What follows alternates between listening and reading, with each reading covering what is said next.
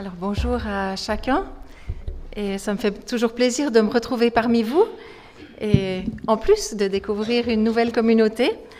Alors je crois que comme beaucoup de personnes ne me connaissent pas, je vais juste dire deux mots. Donc Anne-Catherine Piguet, je suis née à Genève, et j'ai grandi à l'église Frey, la sœur de l'église de Colonie, l'église Frey de Mérin. Et ensuite j'ai fait une formation d'ergothérapeute, j'ai travaillé 6 ans. Et j'ai tout quitté pour partir à Vaux-sur-Seine, me former en théologie. Et depuis, voilà, je travaille à moitié en ergothérapie et je consacre le reste de mon temps pour prêcher, enseigner, apporter des articles ici ou là. Si l'un de vous manque de sagesse, qu'il la demande à Dieu, qui donne à tous simplement et sans faire de reproches, et elle lui sera donnée. Mais qu'il la demande avec foi, sans douter. C'est ainsi que l'apôtre Jacques, au chapitre 1, verset 5, débute sa lettre, avec cet appel à oser demander la vraie sagesse qui vient d'en haut, d'auprès de Dieu. Et au chapitre 3, Jacques précise en quoi consiste cette sagesse. Et je vais vous lire Jacques 3, les versets 13 à 18. Lequel parmi vous est sage et intelligent, qu'il montre par un bon comportement ses œuvres empreintes de douceur et de sagesse. Mais si vous avez dans votre cœur une jalousie amère et un esprit de rivalité, ne faites pas les fiers et ne mentez pas contre la vérité. Une telle sagesse ne vient pas d'en haut. Elle est au contraire terrestre, purement humaine, démoniaque. En effet, là où il y a de la jalousie et un esprit de rivalité, il y a du désordre et toutes sortes de pratiques mauvaises. La sagesse d'en haut est tout d'abord pure, ensuite porteuse de paix, douce, conciliante, pleine de compassion et de bons fruits. Elle est sans parti pris et sans hypocrisie. Le fruit de la justice est semé dans la paix par ceux qui travaillent à la paix. Le sage est invité à montrer ses œuvres provenant d'une belle conduite. Voilà, je vous ai mis une traduction un petit peu littérale. Montrer ses œuvres provenant d'une belle conduite. L'adjectif signifie bonne, mais aussi belle. Et je trouve qu'ici, les deux sens vont bien. Bien sûr que c'est d'abord une bonne conduite, mais quand on se comporte bien selon les valeurs du Seigneur, eh bien, ça se voit et c'est beau aussi. La bonne conduite en devient aussi belle. Et dans la Bible, le sage, c'est intéressant, le sage n'est pas celui qui débite son savoir du haut de son piédestal pour en mettre plein la vue aux autres, non. Le sage, c'est celui qui montre ses œuvres, qui proviennent d'une belle et bonne conduite. Alors attention, montrer ses œuvres, c'est pas se montrer en faisant un coup d'éclat une fois qui en jette, non. D'ailleurs, quand on joue à ce jeu-là, en général, on dévoile plutôt sa bêtise. Mais non, le sage montre ses œuvres en tout temps et dans tous les domaines de sa vie. Sa sagesse est un véritable engagement à vivre selon les valeurs du royaume de Dieu. Elle provient d'un cœur nouveau, transformé par la grâce de Dieu, habité par son esprit, par le fruit de son esprit, et qui peut ensuite produire ses bonnes œuvres, ses bons fruits.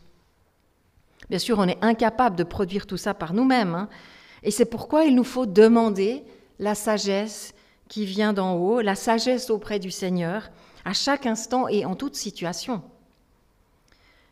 L'apôtre Pierre parle aussi de cette bonne et belle conduite. Il dit « Puisque celui qui vous a appelé est saint », comme on l'a chanté tout à l'heure, eh bien vous aussi, soyez saints dans toute votre conduite. Et plus loin, il dit « Ayez une bonne et belle conduite ». Il utilise les mêmes mots, cette bonne et belle conduite, au milieu des non-croyants, afin que là où ils vous calomnient, comme si vous faisiez le mal, ils observent vos bonnes et belles œuvres et qu'ils rendent gloire à Dieu le jour où il les visitera. C'est 1 Pierre 1, verset 15, et puis 2, verset 12. Parfois, on croit que le chrétien doit se cacher du monde, mais c'est faux, car nos actes témoignent de la grâce de Dieu. Alors, il peut arriver qu'on reçoive des calomnies en retour, c'est sûr, mais lorsque des non-croyants nous voient agir avec de bonnes et belles œuvres qui découlent de la grâce de Dieu, ces gens sont touchés. Le Seigneur leur parle au travers de nous, et souvent à notre insu, mais peu importe. Ce sont autant de petites graines d'évangile qui sont semées dans leur cœur jusqu'au jour où Dieu les visitera. Et alors, ils pourront à leur tour le reconnaître comme leur Seigneur et Sauveur. Dieu a démontré dans la création sa sagesse par des œuvres infiniment variées et riches. On est loin d'avoir percé toute la science qui se cache dans l'univers, dans les écosystèmes, dans le règne humain et végétal. C'est fabuleux. La science et la sagesse de notre Créateur, c'est merveilleux. Alors, si nous voulons lui ressembler, être à son image, eh bien, il nous faut agir comme lui, avec des œuvres bonnes et belles, inspirées par son esprit et qui démontrent la sagesse d'en haut. Rien de tel à Athènes, lorsque Paul s'est frotté aux sages et aux intelligents, mais de ce monde.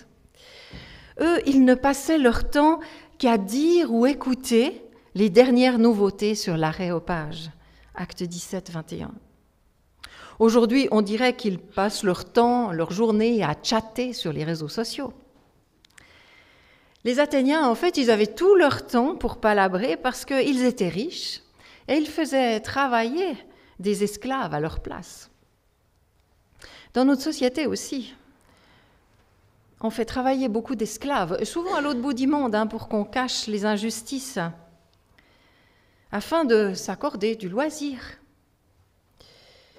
Mais attention, la sagesse d'en haut ne doit pas nous laisser passifs.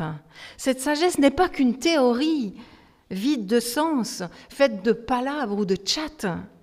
Non, elle se démontre, alors bien sûr avec la parole de Dieu, avec une parole aussi, la parole de Dieu, mais aussi avec des actions engagées pour témoigner de l'amour du Christ.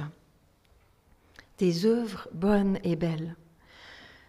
Dans ce monde si brutal, quel défi encore de produire ces œuvres avec la douceur de la sagesse. La douceur. Surtout qu'a priori, ça ne semble pas très efficace. Face aux hommes de pouvoir qui ont la capacité, croit-on, de faire bouger les choses, mais souvent leur action forte est violente et elle cause de gros dégâts. Au contraire, Jésus nous dit dans Matthieu 11, 29, « Laissez-vous instruire par moi, car je suis doux et humble de cœur. » Quel réconfort de goûter à une telle sagesse, pleine de douceur. Et il suffit de la demander avec foi et d'admettre bien sûr notre incapacité à la fabriquer nous-mêmes, parce que la douceur est l'un des fruits de l'esprit. Alors c'est vrai, ça prend du temps à mûrir dans nos cœurs. Mais à l'inverse de la violence, cette douceur de la sagesse est un fruit tellement exquis et un fruit à la gloire de Dieu pour l'éternité. Elle est donc super efficace.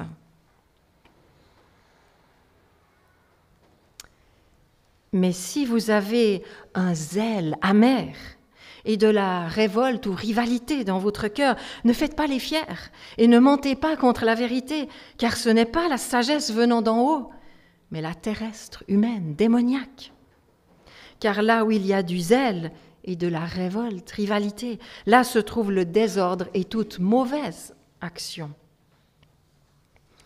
Dans son enseignement sur la langue, juste avant notre passage, l'apôtre Jacques a déjà mis en garde contre les paroles amères, l'amertume. Il dit au verset 10 et 11, « De la même bouche sortent la bénédiction et la malédiction. Mes frères et sœurs, il ne faut pas que tel soit le cas. Une source fait-elle jaillir par la même ouverture de l'eau douce et de l'eau amère?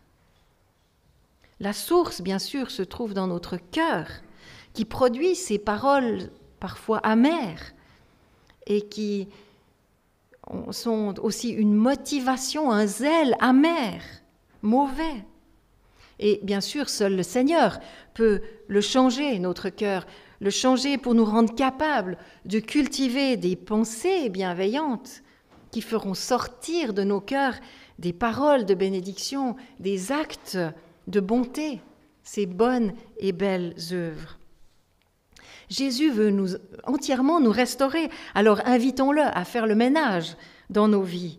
Et Jésus lui-même nous a donné l'exemple parfait, en vivant en totale harmonie. Ce qu'il pensait, ce qu'il disait, ce qu'il faisait était tout entier tourné vers le bien pour réaliser tous les désirs de son Père, tout son plaisir. Au contraire, c'est le diable qui cherche à nous diviser en nous poussant à dire de la même bouche des paroles bonnes et mauvaises. Apprenons à vivre sans compromis, même si, bien sûr, dans ce monde, tout est mélangé. Beaucoup de gens font de belles actions, juste pour se mettre en avant, se faire bien voir et gagner l'amour des autres. Mais leur zèle dans le cœur, leur motivation est amère, parce qu'en réalité, leurs actes sont au service de leur propre gloire. Quel orgueil! Or, Jacques affirme un peu plus loin, au chapitre 4, verset 14, il affirme que notre vie est une vapeur qui paraît pour un instant et qui disparaît ensuite. Alors, quelle folie, quelle absurdité de se glorifier de sa propre vie, de cette vapeur. Surtout que Dieu, en plus, nous a créés pour un avenir tellement plus glorieux. Il veut que nous faire refléter pour l'éternité la gloire de son Père, le Tout-Puissant. C'est merveilleux. Alors se glorifier, c'est si stupide et surtout si grave, si terrible. Parce qu'on en vient à se prendre soi-même pour Dieu, en évacuant le Seigneur de nos vies. Or, un jour, il viendra juger cette révolte contre lui. Lui qui nous a créés, qui nous a donné la vie, le rejeter, c'est mourir. Alors n'attendons pas, demandons pardon pour notre orgueil et invitons le Seigneur à purifier nos pensées, nos émotions, nos paroles, nos cœurs, nos actes, bref, notre vie entière. En plus, quand on se glorifie, eh bien, on se place en rivalité les uns contre les autres. Et ça, c'est une plaie dans l'Église. En tant que disciples de Jésus-Christ, nous sommes devenus les petits frères et sœurs du Christ, les enfants bien-aimés de son Père. Jésus nous a rachetés à grand prix. Il a tellement souffert, on l'a chanté aussi, Jésus a tellement souffert en donnant sa propre vie pour nous sauver. Il veut nous purifier par sa parole, nous donner une vie abondante par son esprit et faire de nous son propre corps. Alors comment pourrions-nous provoquer tant de désordre,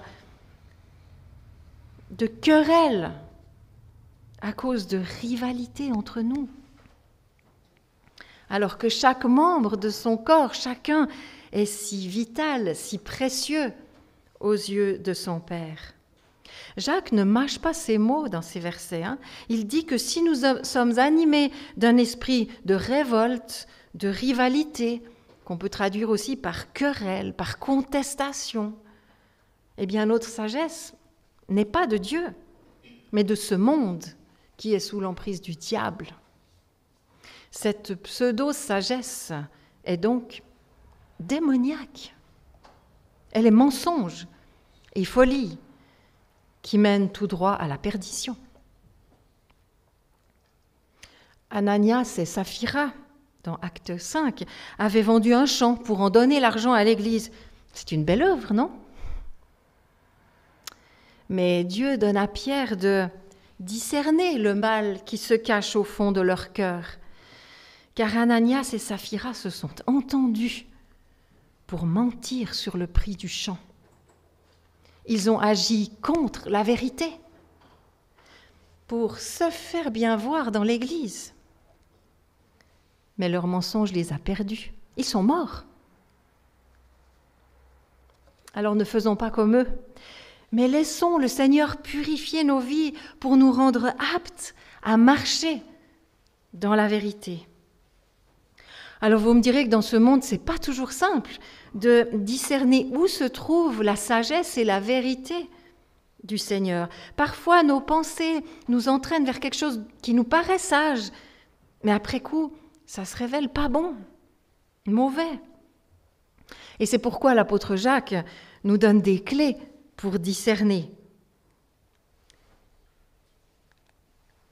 La sagesse d'en haut est d'abord pure, ensuite porteuse de paix, indulgente, conciliante, pleine de compassion et de bons fruits, non partisane, sans hypocrisie.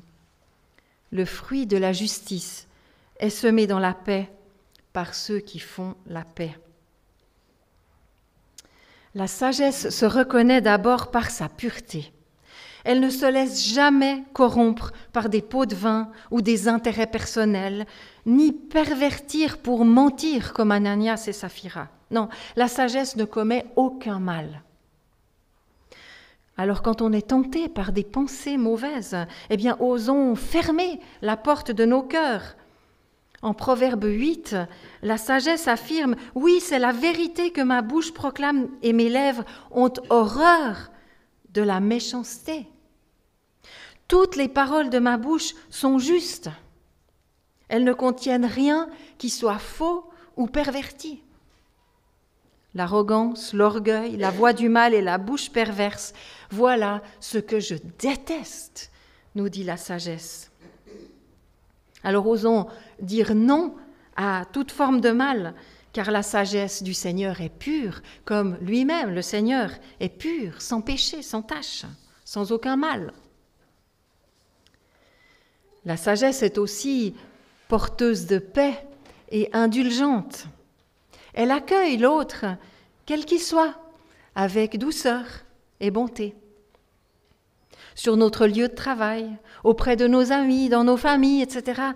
Oui, c'est un défi d'apporter la paix dans la douceur.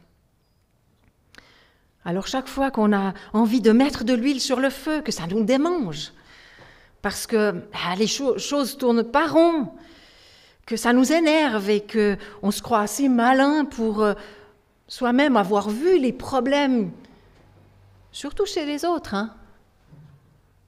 eh bien, osons dire stop, osons dire non, et crions au Seigneur, parce que lui seul saura nous inspirer des attitudes et des paroles bonnes et belles, qui calment la colère, qui mettent un frein à la violence et à la haine. On en a tellement besoin dans ce monde. Jésus-Christ est notre paix, Ephésiens 2, 14. Il est capable de nous donner des solutions, pas seulement win-win, un gagnant-gagnant comme on dit, mais de triple gagnant.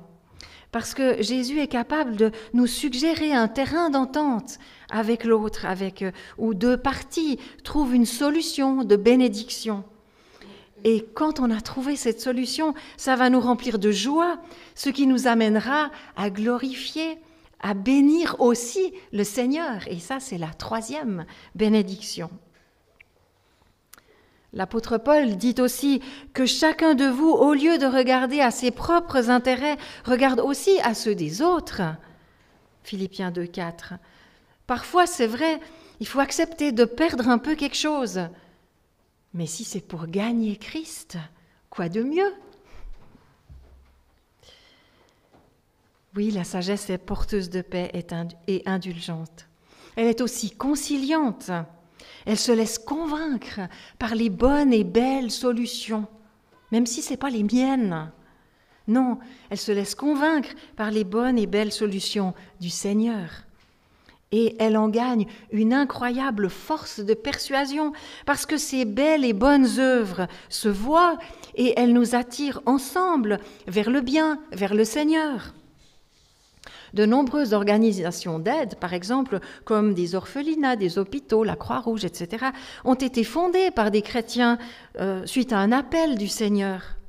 Ces belles œuvres ont encouragé beaucoup de gens à se mobiliser, à s'engager aussi en faveur du bien, ce qui a permis de tisser une certaine solidarité dans la société en apaisant les querelles et les guerres. Et puis cette conciliation avec des personnes qui peut-être au départ ne sont pas ouvertes à l'Évangile, voire même hostiles, eh bien cette conciliation permettra peut-être qu'un jour, à leur tour, ces personnes se tournent aussi vers le Seigneur. La sagesse est conciliante. Elle n'est pas partisane non plus. Ça ne veut pas dire qu'elle n'aurait aucun avis, non. Au contraire, elle s'engage à suivre ce qui est bon, à rejeter ce qui est mal, mais elle refuse de prendre parti pour l'un ou pour l'autre, parce qu'elle porte sur chacun un regard bienveillant, tout en discernant, bien sûr, le mal et le bien qui se commettent, qui se font chez l'un ou l'autre. Mais lorsqu'on prend parti, eh bien, ce sont nos intérêts personnels qui prennent le dessus sur la vérité de l'Évangile. Et là, alors, on viendrait alimenter le conflit, plutôt que de garder un peu de recul pour discerner, pour prier, pour demander justement la sagesse du Seigneur. Nous avons tous des opinions politiques, par exemple, mais veillons à refuser tout esprit partisan. Et je vous avoue ma tristesse d'entendre, parfois jusque dans l'Église, tant de virulence et même de querelles autour de la guerre à Gaza, alors que le Seigneur nous appelle à aimer les uns comme les autres. Car Dieu désire que tous les hommes soient sauvés, autant les Palestiniens que les Juifs, les Ukrainiens, que les Russes, les Suisses et autres nations. Dieu désire que tous les êtres humains soient sauvés et parviennent à la connaissance de la vérité. 1 Timothée 2,4. Alors ne nous laissons pas berner par la propagande des hommes de guerre, mais prions pour que l'Évangile, la bonne nouvelle de la paix, soit annoncée à tous, dans toutes les nations et à toutes les générations. La sagesse est encore sans hypocrisie. Elle ne dissimule pas la méchanceté derrière une façade de gentillesse. En tout temps, non, elle est vraie, sincère, bienveillante. Bref, la sagesse d'en haut est parfaite. Et comme on le sait, le chiffre 7 est le symbole de la perfection, et donc l'apôtre Jacques a attribué ces 7 qualités à la sagesse: pure, porteuse de paix, indulgente, conciliante, pleine de compassion et de bons fruits, non partisane et sans hypocrisie. Et le plus fabuleux, c'est que le Seigneur veut nous donner généreusement cette sagesse parfaite. Alors n'hésitons pas à la lui demander. Par son esprit, il saura transformer notre cœur pour que cette sagesse nous habite. Le fruit de la justice est semé dans la paix par ceux qui font la paix, littéralement, c'est-à-dire par les artisans de paix. Jésus est le semeur par excellence, qui sème sa vie dans les cœurs, et il nous invite à l'imiter en semant dans ce monde de bonnes et belles œuvres qui témoignent de sa sagesse, qui annoncent sa bonne nouvelle de la paix. Et Dieu est si fort qu'en réalité, il a même préparé d'avance ces belles et bonnes œuvres pour qu'on les réalise, selon Éphésiens 2,10. Et c'est vraiment un repos de vivre ainsi. On n'a plus besoin d'être hyperactif, activiste pour se justifier d'être des gens bien. On n'a plus non plus envie de rester là passif, parce que la sagesse d'en haut, si parfaite, nous remplit de joie. Et nous sommes tellement honorés de pouvoir servir un Dieu si grand, le Seigneur des Seigneurs, le Créateur du ciel et de la terre, l'Éternel. Alors, abandonnons tout activisme, comme toute passivité, afin de servir le Seigneur avec joie là où il nous place. Et il est temps de conclure. Nous avons commencé avec cette promesse que Dieu prend plaisir à nous donner la sagesse d'en haut si nous la demandons avec foi. Et je vous invite maintenant à conclure avec cette autre promesse de Jésus.